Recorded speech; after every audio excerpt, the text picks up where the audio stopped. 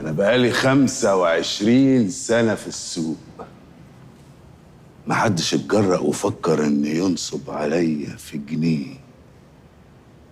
أنت نصبت عليا في 4.5 مليون دولار مرتين في يومين ورا بعض. عارف يا غسال لما تاخد 50 قفا على سهوة؟ البرنس سهاني وجرجرني من قفايا وأكلني البلوزة بمعلمة.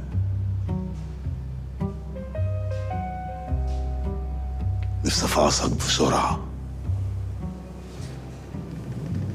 بس برضو عندي فضول اعرف انت هتخرج نفسك من المزنق ده ازاي. الو، بوليس النجدة؟ انت مش ضحيه، انت كمان كنت بتحاول تنصب وتستغل الظروف. انت طماع، وطول ما الطماع موجود النصاب بخير. في دي مش هختلف معاك، بس ده مش موضوعنا. خلينا في المهم، في الفلوس. عايز فلوسك؟ بلغ عني البوليس. الكلام ده تقوله للناس الشيك اللي لما فلوسها بتروح عليها بترفع قواضي وتعمل محاضر. انما بلطجي ونصاب زيك هيعمل ايه؟ هيخطف ويهدد وينزل على ما فيش. انا هوريك اللي ينزل على مفيش ده ممكن يعمل ايه. قبل ما تفكر تعمل اي حاجه لازم احط في دماغك اني عارف عنك بلاوي. تهجص بطنك فاضيه ولا تعرف حاجه.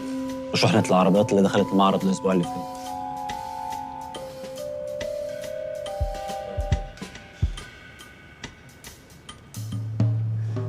العربيات دي مسروقه وارقام شاسيهاتها متغيره، ولو ما سبتنيش امشي من هنا في خلال ساعه واحده الناس اللي شغالين معايا هيبلغوا. وشوف بقى دي فيها كام سنه. كام سنه يا ترى؟ جرايه غسان، الرئيس بتاعك ما عندوش محامي ولا ايه؟ لو بتبيع بس وما شاركتش في السرقه فدي جريمه اسمها الاتجار في ممتلكات متحصله من جنايه او جنح، وحسب الماده 44 من قانون العقوبات دي فيها 3 سنين. اما بقى لو شاركت في السرقه فدي جريمه تانية خالص، عقوبتها من اول 7 سنين وانت طالع. وانت طبعا شاركت وخططت. ولا تعرف تثبت حاجه؟ بس اعرف ابلغ عن منصور الحته وعلي عدنان، وبعد قلمين 2 بس هيقروا ويعترفوا ويقولوا انك كنت باعتهم يقشطوا جراج الجمرك. ومش بعيد كمان يقولوا على الرشوه اللي انت دفعتها لموظف الجمارك، ودي جريمه تانية خالص فيها 3 سنين سجن برضه. يعني لو القاضي كان رحيم معاك هيديك عقوبه مجمعه حوالي 10 سنين سجن. اما بقى لو حط في اعتباره تاريخك الاجرامي المشرف، وهو اكيد هيعمل كده، فدي فيها 15 يعني. ده غير ان المعرض هيتقفل والعربيات هتتصادر. شفت البرنس؟ شفت الكفاءة والمعلومات اللي قدر يوصل لها؟ انت كنز. خسارة انك هتتعجن في القطعية بتاعت النهاردة ومحدش يستفيد من خبرتك. معلش، هو انت قلت لي لو ما خرجتكش كمان ساعة ايه اللي هيحصل؟ الناس اللي شغالين معايا هيبلغوا، وساعتها بقى ما سألتش نفسك انا عرفت اوصل لك ازاي؟ انت فاكر ان انت لما تلم شوية صيع وتشغلهم في النصب هيقفوا في ظهرك في مزنق زي ده؟ نصاب استغل اقرب فرصه ويبيع ويجري. بعدين على حسب ما سمعت يعني انت كنت مقرطها عليهم ما بتدفعش، فاول ما طلعت الاخضر عينهم زغللت. هو انت وصلت لي ازاي؟ بركه في المرحومه دلال. كنت بقول لها يا دودو. خرجت من الاسم مش شايف قدامي، كنت عايز افش مني في اي حاجه. رجعت الفيلا وكنت ناوي اسويها بالارض.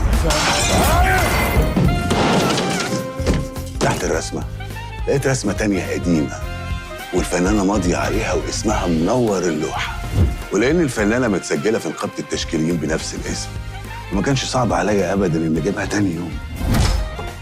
مساء الخير فنانتنا. معلش، هي سكة النصب ما بتخلاش من الخوازيق. نرجع لمرجوعنا. هتقول الفلوس فين، بالسوق ولا باشر؟ افتحي الكتاب. تديني درس ولا ايه؟ حاجه زي كده. ايش؟ الفصل الاول. وضع الخطط؟ هو ده. ماشي يا بتاع الخطط. اول جمله بتقول ايه؟ إن فن الحرب ذو أهمية حيوية للدولة. ده عدي الجزء اللي فيه المقدمه والعناصر الخمسه، وهاتي لي النقطه 18 صفحه 4. الحرب كلها قائمة على الخداع، لذلك اذا كنت قويا فلتظهر الضعف، وإذا كنت نشيطاً فلتظهر الخمول، واذا كنت قريبا فلتظهر البعد. وإذا كنت بعيداً فلتظهر القرب. أنت عايز تقول إيه؟ احنا عارفين كل حاجه عن جسر رضوان، كل حاجه، وعارفين كمان هنجيب فلوسنا ازاي.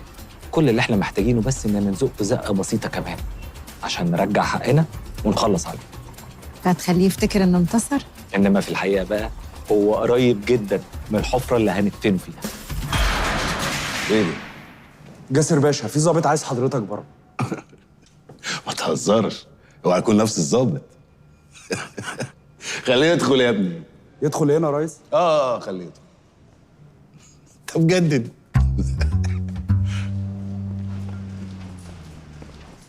انت جاسر رضوان؟ انا ماما نجوى. اتكلم كويس يا ابني انت. الحقني يا باشا، الحقني يا باشا، خطفني يا باشا، خطفني وضربوني وعلقوني يا باشا وطول الليل بيكهربوني وبيطفوا السجاير في جسمي يا باشا. ولما قلت له ابلغ البوليس قال لي ما يهمنيش. ضربت الراجل ده ليه كده؟ فوقه يا مين؟ يفك مين يا شويه نصابين؟ فاكر بروح امك اللي انت عملته معايا المره اللي فاتت هتكرره تاني؟ هو انت شايفني قفل الدرجه دي؟ يا غسان ظبط الرجاله. يظبط مين يا ابني انت؟ انت اتجننت ولا ايه؟ ادخلوا هاتوا لي الناس دي. ايه ده هو الموضوع بجد ولا ايه؟ انا اسف يا باشا، انا والله العظيم ما كنت اعرف كده، انا فهمت غلط. الواد ده يا ابن الكلب ده نصاب يا باشا. بلا نصاب بلا سوء تفاهم، اتفضل معايا يلا يا غسان يا غسان. شفت وجه انا اللي انقذتك. دور واطلع بسرعه. اجمل حاجه في جاسر رضوان انه واثق من نفسه جدا ومتخيل انه ذكي، عشان كده سهل جدا انك تنصب له خيه، والاسهل انه يقع فيها. المهم انه يبقى فاكر طول الوقت انه وصل بذكائه ومخه النظيف. ودي هتعملها ازاي؟ هساعده عشان يوصل. هحط له ادله في الفيلا، كل دليل فيهم كفيل انه يوصله ليا. اللوحه، محفظه فيها بطاقه، شنطه فيها عنوان، واللي جاسر يلاقي حاجته ويروح له يديله عنوان. ليه؟ عشان العربيات المسروقه اللي موجوده في المعرض هنبلغ عنها يعني؟ هنسرقها. بحب العمليات قوي، انا هسمي نفسي سيد عمليات. بسرعه يا مختلف. احنا تمام، الموضوع هيتحل. ما تقعدش تعمل لي كده، ما هو ده اللي قدامي في داهيه. حل الموضوع يا صديق. انا فهمتهم ان هو مجرد سوء تفاهم بسيط، بس طبعا اللي انت عملته مع الضابط ما ينفعش. حد يقول للضابط ماما نجوى؟ وكمان السلاح اللي هم لقوه في المخزن عامل لنا مشاكل، مش هينفع تخرج النهارده. ولا ما يهمنيش اخرج النهارده او حتى اخرج خالص. انا قلت لسيد ولاد محمود ان هم ما يبيتوش العربيات اللي خدناها من منصور الحته في المعرض. عربيات بتاعت الجمارك؟ عارف كل حاجه، كانه كان قاعد معانا في الاتفاق، كاننا ادينا له رشوه عشان يديها للموظف. اتاكد انها اتنقلت يا صديق. وانا لما اخرج من هنا اعرف الواد ده كان بيراقبنا ازاي ومين من رجالتنا شغال معاه. انا مش عارف انت عملت كده. مش عارف ايه وزفت ايه، انت تعمل اللي اقول لك عليه. امشي امشي. حاضر حاضر يا جاسر بيه. ايوه يا استاذ صديق. عربيات ايه؟ لا احنا حملنا العربيات خلاص. جاسر بيه بعت كساحه وحملناها. ماشي.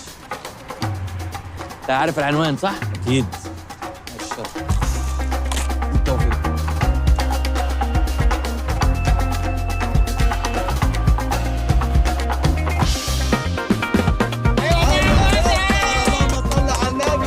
جميل جدا. ولنفترض ان احنا عرفنا نعمل كل ده، العربيات المسروقه دي بقى هنتصرف فيها ازاي؟ هنبيعها. لا معلش، انا اسفه لو كنت فهمت غلط. هو احنا المفروض هنا عشان نرجع الحقوق لاصحابها والكلام الكبير ده هنسرق عربيات مسروقه وهنبيعها؟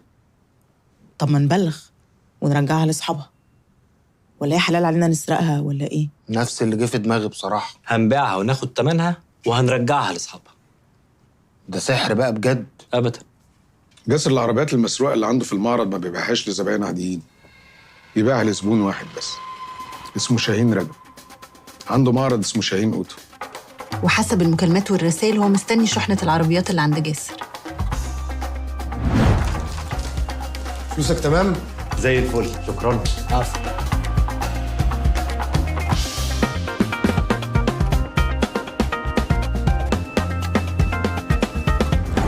الو، بوليس النجدة؟ كله يثبت مكانه. هنزل كل الورق الموجود وكل العربات اللي بره. يلا اتحرك.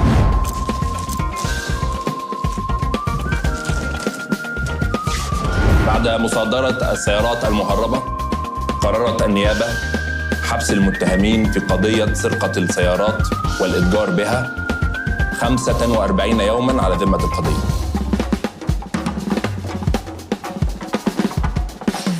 الأول لسه ايه؟ جاسر رضوان سرق من المدعين 6 مليون و250 ألف دولار، واحنا اللي باقي معانا بعد ما نخصم اللي صرفناه 6 مليون و550 ألف دولار. يعني كده فاضل كام؟ كده في زياده. طب ما ده حلو جدا. هو ايه اللي حلو؟ احنا مش هناخد زيادة. يعني ايه؟ قصده ان هو هيطلعهم صدقه. صح والله العظيم، وهيتشيل من الذنوب اللي عليه. هتوديهم الجامع؟ لا طبعا هنرجعهم له.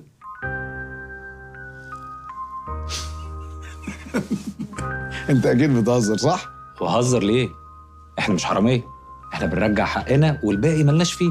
لا هو حرامي، اكيد الفلوس دي جايبها من نصب، من تهريب، من اي بلوه من بلاويه. مش موضوعنا بقى، دي حاجة بينه وبين ربنا. أنا حرام، اديهم لي، ولا أقول لك وزع علينا الزيادة وإحنا نشيل وزرها. مش هعمل كده. هو انت عايز ايه بالظبط؟ انت فعلا هترجع له الفلوس؟ ايوه. والله العظيم يا مستر انت محترم. انا اول مره في حياتي اقابل حد بالاحترام ده يا جدعان. ايه ده؟ جرى يا جماعة، الوجه عنده حق. إحنا مش عصابة حرامية بننزل نهلب الناس في فلوسها. إحنا بنرجع الحق اللي ضاع. لا والنبي. بقول لك يا وجهة، اديهم لي وأنا أوعدك إن أنا أرجعهم لجاسر بنفسي. أقسم لك. بجد يا فنان أنا مش مصدق إن أنا دي بشوفك. عشاننا؟ طب بترغي ليه؟ في رعاية الله.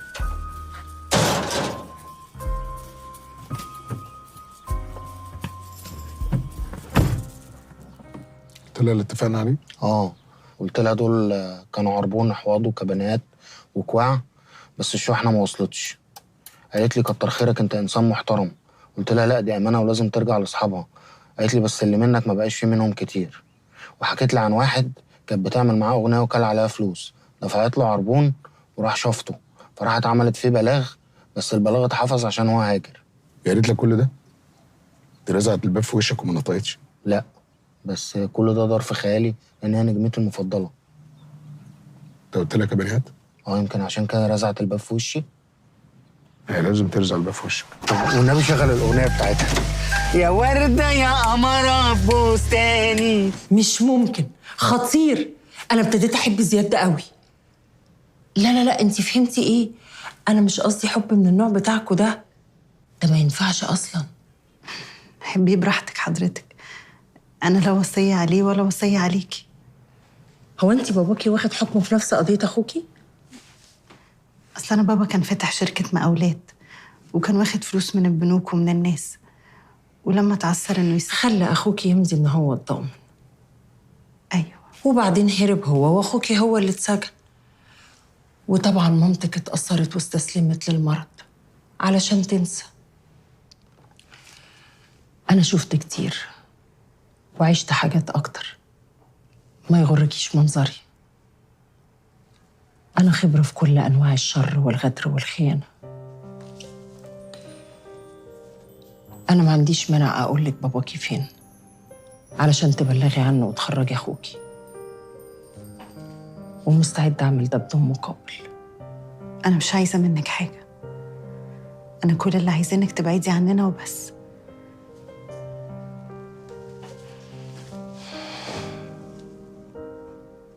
ببقى مبسوط جدا على فكرة لما تيجي تزوريني.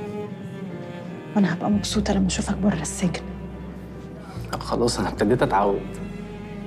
بتقول كده عشان تصبرني؟ أصبر نفسي وحياتك كمان. حد بيضايقك؟ لا ما بنقولش الكلام ده هنا خالص.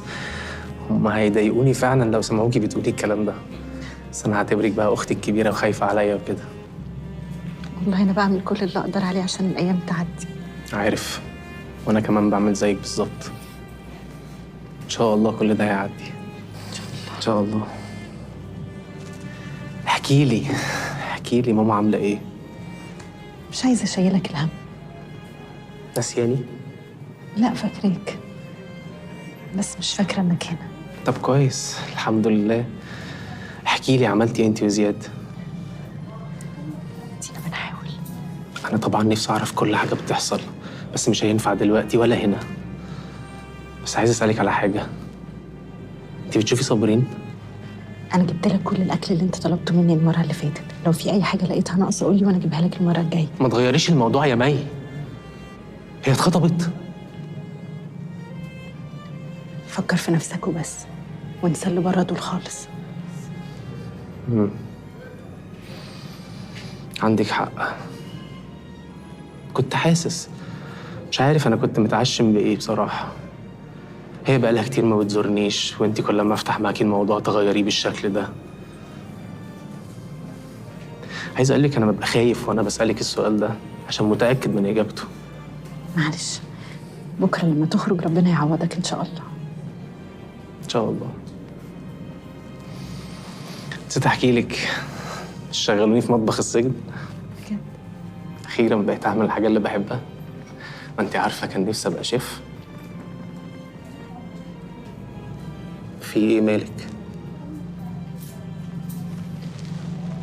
لو جات لك فرصة إنك تخرج من هنا بس بشرط إن أنا أبلغ عن بابا، هتعمل إيه؟ بس احنا ما نعرفش مكانه. بس أنا عرفت. فين؟ هتعمل إيه؟ فين يا مي؟ ما اعرفش طبعا هعمل ايه. انت شايفه ايه؟ أنا شايفة إنك مظلوم. لسه كنت قاعد مع المحامي وقال لي ان الاستئناف قرب واحتمال كبير. مستحيل هنعرف نخرجك من هنا من غير ما نرجع الفلوس اللي بابا ضيعها.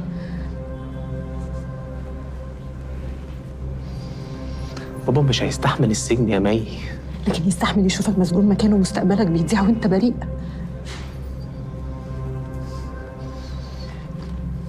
هتعمل ايه؟ كتاب فن الحرب بيقسم الجواسيس ل5 أنواع، أهمهم وأخطرهم الجاسوس المزدوج اللي بيشتغل على الناحيتين، بيستفيد منهم وبيقول لهم اللي هو عايزه، ومحدش غيره هو بس اللي بيبقى عارف بيقول لمين الحقيقة وبيكذب على مين. عايزة أعرف مكان بابا. وانا عايزه اعرف الدور على مين بعد كاس الرضوان. عشان تعملي ايه؟ ولا اي حاجه، خليهم يخلصوا على بعض طول ما هم بعيد عنه، وخليني انا اقعد اتفرج واتسلى. ها، الدور على مين؟ هاشم الفحام زي ما قلت لكم سرق 18 مليون و750 ألف دولار، يعني 900 مليون جنيه. هاشم بالرغم من مظهره اللطيف أخطر بكتير من جاسر. هاشم كان العقل المدبر لعملية النصب الكبيرة بتاعت أرض المستقبل، بيشتغل في التطوير العقاري وعنده أراضي في كل حتة في مصر. إنما في الحقيقة بقى هو بيشتغل في الآثار. الله أكبر، إحنا كده دخلنا في الغميق. احنا مش قد الناس دي. إحنا مش قدهم، إحنا أكبر منهم بكتير. واللي عملناه مع جاسر رضوان عينة صغيرة قوي من اللي ممكن نعمله مع هاشم الفحام. أنت إيه خطتك معاه؟ هاشم بيحب التحف واللوحات النادرة، بيعتبرهم استثمار. التحف اللي بتتباع في المزادات حتى لو مش قانونية هي أحسن وسيلة إنه يغسل بيها فلوس الآثار. بالظبط. وإحنا هندخل له من الحتتين، التحف وغسيل الأموال.